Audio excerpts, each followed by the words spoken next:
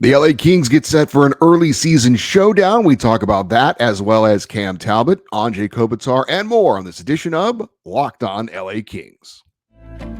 You are Locked On Kings, your daily podcast on the Los Angeles Kings, part of the Locked On Podcast Network, your team every day.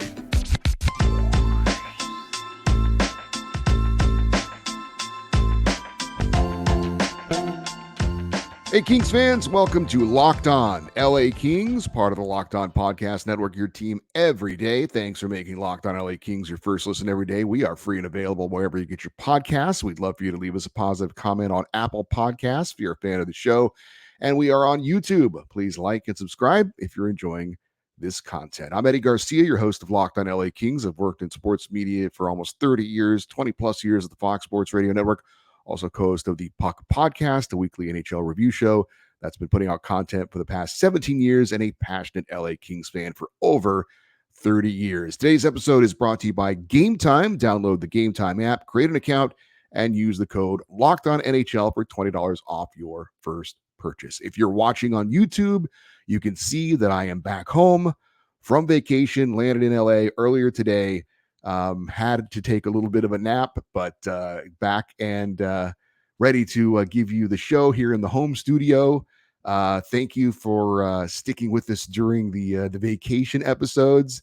Wasn't exactly sure how that was going to work out. You know, you're using hotel Wi-Fi and all that kind of stuff. But I know there were apparently a few little audio glitches in our last show yesterday, but apologies for that. Like I said, thanks for sticking with us. Hopefully you appreciate that I was able to do the shows on the road during my vacation. Had a great time in New York, was a wonderful experience. And but as you can imagine, good to be home, a little bit tired, ready to get some rest, but then get right back at it coming up really tomorrow, and a big game coming up tomorrow as well. We're going to talk about that with the LA Kings as they get ready for back-to-back games, a rare home and road doubleheader. Coming up, the Kings will put their perfect franchise record, 6-0 road record on the line. That's coming up tomorrow in Las Vegas against the top team in the NHL, the defending Stanley Cup champion, Vegas Golden Knights. Big Pacific Division rival showdown. Looking forward to that. And then it is right back home on Thursday to face the Pittsburgh Penguins. Like me coming back home from my vacation, the Kings returned home from their road trip, although it does have one more stop in Vegas, but the Kings did go on a road trip, a very successful road trip. And now they've come back home for a few days, actually had an off day and then a practice day, and are now getting ready to head back on the road. So a little bit of a different kind of a road trip where you go out on the road, but then you come home for a couple of days, then you go quick road trip to Vegas, and then back for a home game against Pittsburgh. But as you probably know, the LA Kings playing great right now and have been perfect on the road to start the season. Matter of fact, the Kings are tied with 6 other teams in NHL history to have started a season with 6 consecutive road wins. Keep in mind, there were ties back in the day, so this record is just from the start of the 2005-2006 season when the NHL implemented shootouts.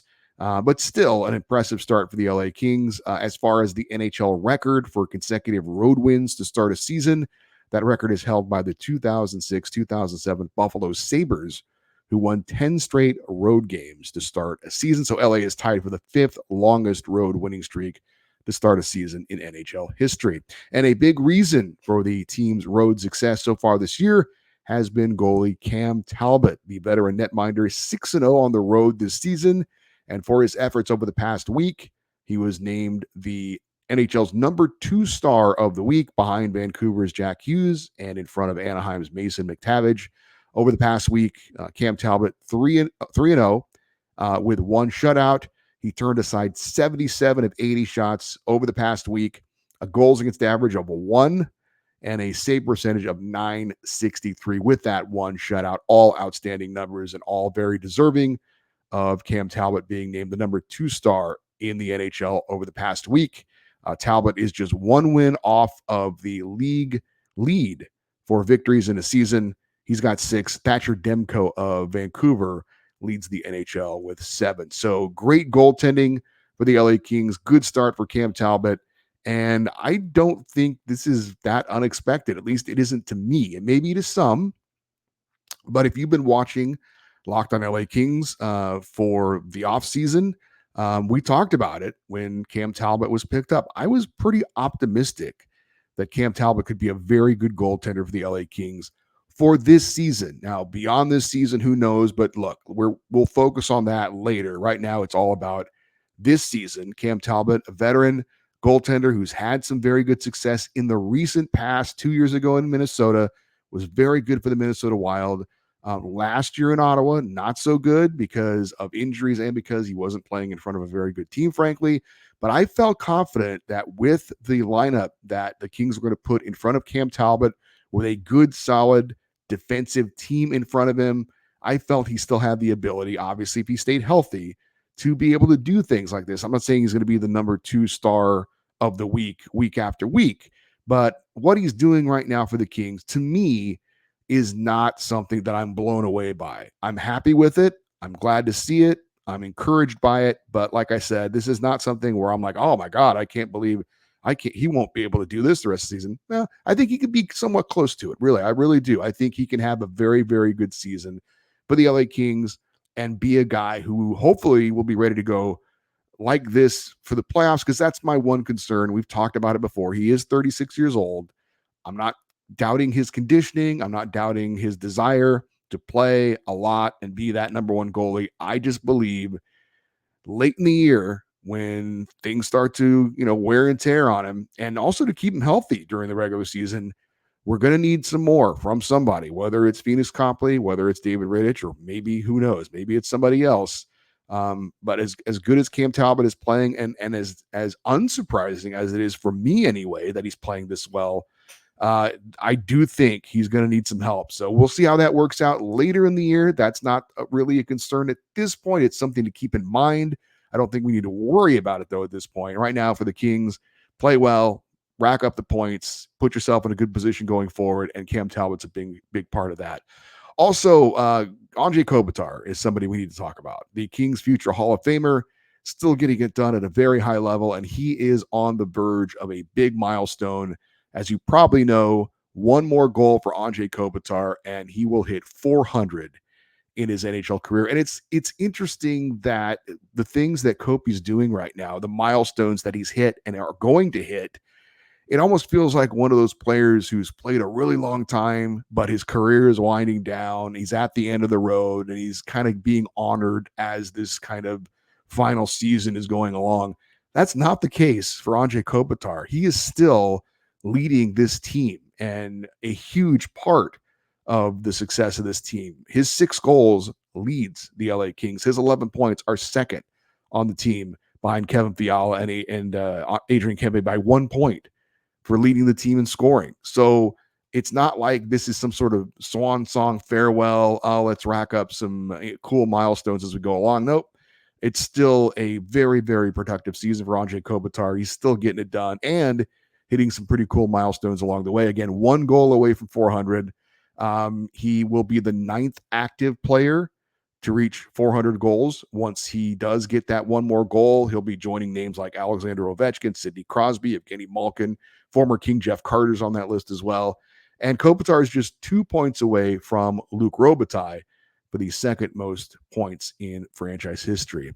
One thing that's a little harder to measure with Kopi, because we're not in the locker room, we're not on those planes and buses, we're not hanging out with him, is his leadership. But I think he's one of those guys who absolutely leads by example. We're going to talk a little bit more about that in just a second. But that's something that it's hard to measure, but it's definitely there. I know when I played sports growing up, I always appreciated I'm not saying that a few key words and encouraging things to say at the key moment can't have an impact on a team if you're a leader. But I think I've always appreciated the guys who go out and lead by example, who they might say something, but it's more about how they do it and what they do on a day-to-day basis. And that to me is what Anze Kopitar does in practice, on the ice, the professionalism, the way he goes about his business. I've said it before. I think when it's all said and done, that he will go down as the greatest king in franchise history. And he's having a great season, and looking forward to seeing Kopi get that 400th goal, hopefully next game against those Vegas Golden Knights. And we will talk about that big showdown, Vegas versus LA, in just a second. You're on Locked On LA Kings, your team every day. Hey, you shouldn't have to worry when you're buying tickets to your next big event. I don't, because I use Gametime, the fast and easy way to buy tickets for all sports, music, comedy, and theater events near you. As I said, I just wrapped up my vacation in New York and I went to see an NHL game at Madison Square Garden. Had a great time. And I use Gametime to buy my tickets, and I had great seats. The app is very easy to navigate and use. I know from personal experience, you can get killer last minute deals, all in prices, and the best price guaranteed. And Gametime is the only ticketing app that gives you complete peace of mind with your purchase. I love how you can view your seats before you buy, so you know exactly the view you're going to get when you get there. That was the case for me, getting those tickets kind of center ice there at Madison Square Garden. It was great. You can buy tickets in seconds, 2 taps on the app, and you're done. Just download the Gametime app, create an account, and use the code LOCKEDONNHL, and you can get $20 off your first purchase. Terms apply. Again, create an account and redeem the code LOCKEDONNHL, LOCKEDON NHL, for $20 off. Download Gametime today. Last minute tickets, lowest prices, guaranteed. And all great athletes have one thing in common: they take care of their bodies. It's a huge part of optimizing whole body health. And that's where AG1 comes in. With every daily serving, you are set up for success with 75 high quality ingredients that give you key daily nutrients and support energy, focus, strength, and clarity. It is a micro habit that delivers macro benefits every day. You just mix in 1 small scoop in a cup of water, drink it first thing in the morning, done. It also costs less than $3 a day. It is a really effective daily habit with high quality sourced ingredients. It is a win-win. If a comprehensive solution is what you need from your supplement routine, you need to try AG1 and get a free 1-year supply of vitamin D and 5 free AG1 travel packs with your first purchase.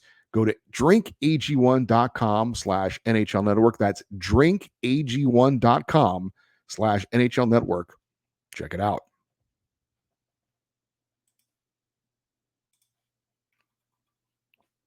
Hey, the LA Kings face the Vegas Golden Knights Wednesday, 7 p.m. Pacific time, and catch every moment of the hometown broadcast of your LA Kings with SiriusXM on the SXM app. Just search LA Kings.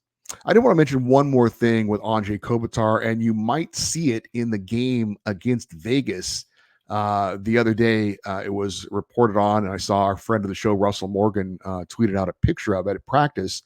Anze Kopitar was wearing a neck guard. And if you have kept track of what's been going on, current events around the league, we certainly have talked about it on this show a couple of times. There was the tragic death of Adam Johnson, former Ontario Reign player, also played for the Pittsburgh Penguins for a bit as well. He took a skate to the neck and ended up dying as a result of the injury that he sustained while playing in a pro game over in England. And now some leagues have made the wearing of these neck guards mandatory. The Western Hockey League, one of the top junior leagues in Canada, is making their players do this. There are some teams like Johnson's old team, the Pittsburgh Penguins, who have made it mandatory for players in their organization at the other levels, the AHL, the ECHL, to wear them. It has not been made mandatory by any NHL team or by the National Hockey League itself. As for Anze Kopitar wearing the neck guard in practice, he told LA Kings insider Zach Dooley after practice about wearing it, quote, it's adding another layer of protection, and if I can do that without being uncomfortable, I will gladly do it, end quote. He also said, did Kopitar, that there's a good chance that he'll be wearing it in Vegas on Wednesday. And, either way, I talked about Anze Kopitar's leadership. I think this is another form of leadership. Maybe he doesn't have the big picture in mind. Maybe I'm giving him too much credit. But when you see your captain doing something like this, I think it sets an example for other players to say, well, maybe I'll try this as well. You might think, well, why wouldn't they wear it anyway? It just, well, first of all, the horrific accident that happened it's incredibly rare. I don't know if it's ever happened in hockey history before, as far as a player actually dying from that. Now, there have been close calls. If you just look at the NHL, there have been 2 in the history of the NHL that I know of. Clint Malarchuk, the goaltender in Buffalo, Richard Zednik, who played for the Florida Panthers. They both took a skate blade to the throat. Both suffered serious injuries. Fortunately, both were able to survive and continue their NHL careers. So it is extremely rare. It's unlikely it's going to happen anytime soon, but why take the risk if you don't have to? Because obviously the results can be very tragic in rare situations. So, but players are very particular about their equipment in all sports. And frankly, it may sound silly, but players don't want to be perceived as soft. They don't want to come off as looking dumb. I know that there was something in Major League Baseball about pitchers wearing kind of a hard hat helmet for preventing comebackers hitting them in the head, and they just looked weird, and so guys didn't want to wear it because for them it was better to take the chance of something rarely happening and looking cool rather than looking goofy out there. And that's, again, it might seem silly, but that's a real thing. So these neck guards, in the past they've been kind of bulky. With technology, they have the like Kevlar kind of a sleeve that protects your throat. Anyway, we'll see. Anze Kopitar, we'll see if he wears it. We'll see. And again, why not try it out in practice just to see what it feels like? And if it's something that you feel like is not a distraction to you, or maybe it doesn't make you look weird, it just makes sense to be on the safe side and wear it. And even if Anze Kopitar decides it's not for him, maybe him wearing it in practice is just an example to other players to give it a try, and maybe they do like it, and maybe it is something that they want to wear going forward. So we'll see if Kopitar wears it in the game against Vegas or not. But speaking of that game, obviously another big showdown against the defending Stanley Cup champs, a Pacific Division rival for the LA Kings, coming up in Vegas on Wednesday. And this will be the second of 3 meetings this regular season between these two teams. The first meeting, I'm sure you remember, back on October 28th, not that long ago, in Los Angeles. The Kings had a 2-0 lead in the second period, only to see Vegas rally back and tie it. Golden Knights took a 3-2 lead in the third period, and then Drew Doughty scored late with the extra attacker to force overtime. Game eventually went to a shootout. Vegas skates off with the 4-3 victory. That's the only loss the Kings have had in their last 6 games. And I said it at the time, it was disappointing. The Kings couldn't get the win. And we were at the time, we were waiting for the Kings to get kind of a signature win over a big-time opponent. But as I said at the time, that was a very winnable game by the Kings. They went toe-to-toe with what is clearly the top team of the NHL this year in Vegas, and they handled themselves very well. Vegas was 7-0-1 at the time. The Kings didn't flinch, taking on the top team of the NHL. And I'm not saying that in professional sports there are moral victories, but I do think there is something to be said about, taking on the top team of the league and performing well. The Kings have done very well since then. Hopefully they can use what they've done lately to end up getting a win over Vegas, who is playing equally well right now. The Golden Knights lead the NHL in points with 12, 11-1 record after 13 games, 7-0-1 at home this season, where the Kings will be playing Vegas. For the Kings, they're 7-2-2, perfect on the road at 6-0. Vegas right now, number 1 in the Pacific, number 1 in the West, number 1 in the NHL. For LA, they're number 3 in the Pacific, number 3 in the West, and number 5 in the National Hockey League as far as points go. So a big early season showdown for the LA Kings. It's we love our guys, Nick Nixon, Jim Fox, Darrell Evans, but also adding a little bit to this, I think it is going to be a nationally televised game as well on TNT. So a national audience checking out one of the top early season games in the NHL, Vegas against LA. And I think for Vegas, look, they won the Cup last year. They're pretty much the exact same team they were a year ago. So this good start for them, it's good, but it's not that big of a deal. Where I think for the Kings to be off to a good start, I think it means more because of the new ingredients and the new pieces they have on the roster with PL Dubois, with Cam Talbot, who we talked about, and even adding in guys like Jordan Spence and Andreas Englund and Alex Laferriere. There were still some things to be worked out, some chemistry to be developed. And for the Kings to have it this early in the season, playing well, as we've talked about it, rolling out 4 lines, having the balanced scoring, I think this start to the season, much more important for a team like the LA Kings, who are still also looking to prove themselves. Rather than Vegas, they know what they are, they know what they're going to be, and they just want to be playing the right kind of hockey at the right time later in the season. The Kings want that as well, but I do think there is value in the Kings having this good start to the season rather than what's going on with the Vegas Golden Knights. So hopefully the Kings can continue the good start, get a signature win. Remember last year they went into Boston, knocked off a Bruins team that was having historically good regular season, and that helped to, I thought, really kind of kickstart the Kings last year. Well, this year they're playing much better hockey, but I still think a signature win on the road against a team like Vegas can really kind of set the tone for the Kings going forward. So hopefully we see that coming up on Wednesday. We have a little bit of news from around the NHL that you might find humorous or frustrating. And also we'll talk about a former LA King who we can kind of feel good about cheering about right now. We'll do that next year on Locked On LA Kings, your team every day. Hey, score this early NFL season with FanDuel, America's #1 sportsbook. Right now, new customers get $150 in a bonus bet with any winning $5 money line bet. That is $150 if your team wins. If you've been thinking about joining FanDuel, there is no better time to get in on the action than right now. And as much as we love betting on the NFL, you can bet on the NHL as well. You want to place a bet on our red-hot LA Kings to win in Vegas on Wednesday night. The Kings are getting a goal and a half in this matchup. Also, the over-under for Kings Golden Knights, 6.5. You think it's going to be a high-scoring game? You think it's going to be bigger than that? Or do you think two good teams, maybe a playoff preview, who knows? Maybe it'll be a little bit high, tight checking, low scoring. Maybe it's under 6.5 goals. Well, all you have to do to place a bet on any of those things and more is go to FanDuel's app, which is easy to use. There is a wide range of betting options, point spreads, player props, over-unders, and more. So visit FanDuel.com/lockedon and bet on the NHL and NFL all season long. FanDuel, official partner of the NFL. As I mentioned, the Vegas Golden Knights are hosting the LA Kings Wednesday, 7 p.m. Pacific time. Catch every moment of the hometown broadcast with Nick Nixon and Daryl Evans on Sirius XM. That's the XXM app. SXM app, he said. Just search LA Kings. And remember, if you want to hear the hometown broadcasters, you need to go to Sirius XM because, again, that game on television will be a national televised game on TNT. I mention all the time that you can follow us on X, or the site formerly known as Twitter. I did get a tweet from Gwendolyn F. She's at my friend Gwen on Twitter, I still call it. She posted, I wondered when I would see some chatter on this at Locked On LA Kings. I thought you would find this complete BS, given that Arthur Kaliev got 4 games. Do they just throw numbers into a hat and pull one out?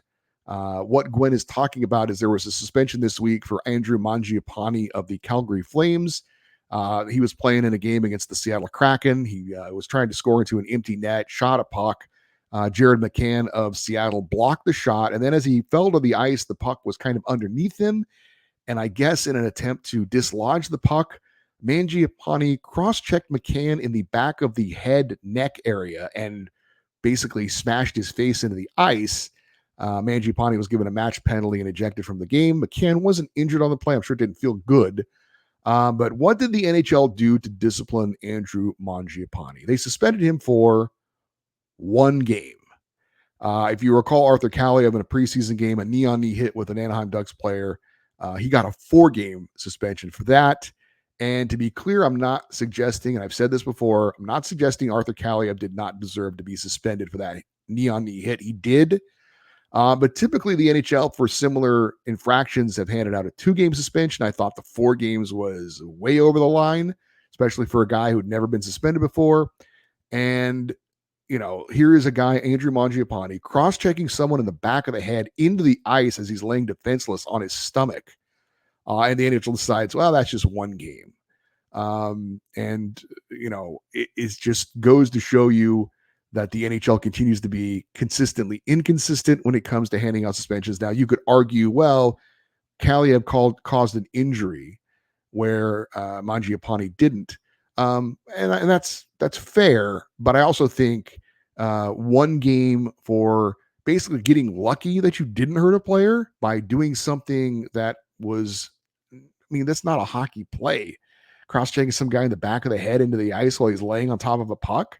That seems to be a intent to injure to me. So anyway, it's bad optics by the NHL, but it's not anything new. I've followed the league for many, many years, and this is what they do. They don't have any kind of consistency in their suspensions, and the Department of Player Safety continues to spin the wheel of justice and see what it lands on, and you never know exactly where it's going to land. Also, have you seen that former LA King Hall of Fame goaltender Jonathan Quick is doing quite well for the New York Rangers? 3-0-1, goals against average of 142 and a 924 save percentage. Fantastic start for Jonathan Quick. Good for him, and it's fantastic he's not doing it for a division rival. No longer with the Golden Knights, and I think as Kings fans, we can all feel very good about what Jonathan Quick is doing in New York. I mentioned I went to a Rangers game recently. Unfortunately, he did not play in that game, but apparently he's going to play a little bit more because Igor Shesterkin, the great young goaltender for the Rangers, a little bit injured right now. He's got some health things he's dealing with. So I guess Quick's going to get some more playing time. I am a little skeptical that he can keep these numbers going, but still, regardless, it's good to see Jonathan Quick playing well. Wish him well, and it's great to see him doing it in a blue jersey and not a gold one, and we don't have to worry about seeing him on Wednesday as well. Before I go, I did want to send out condolences to the family and friends of longtime Kings fan Tim Raboyan.